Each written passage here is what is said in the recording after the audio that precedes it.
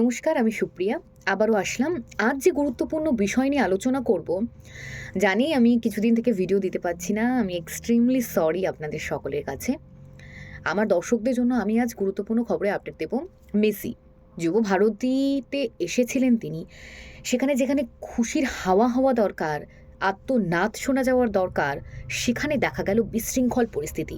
এ যেন এক মানে কোন যুগের বা কোন এক ঘটনার সাক্ষী থাকলো গোটা কলকাতা শহর, সেদিকে প্রশ্ন উঠছে। কারণ সিটি অফ জয় বলা হয়, আনন্দের শহর বলা হয় কলকাতাকে।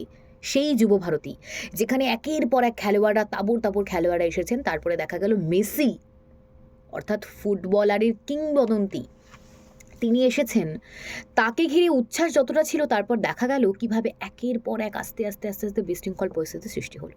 সেক্ষেত্রে দাঁড়িয়ে বারংবার প্রশ্ন উঠছে, বারংবার এই প্রশ্ন যেন লজ্জিত করে দিচ্ছে গোটা কলকাতা শহরকে। কারণ এই মেসি তিনি কি নিয়ে যাবেন? কলকাতা শহর ভারতবর্ষের যে ডেফিনেশন একটা ক্রিয়েট হলো, তা অত্যন্ত লজ্জাজনক।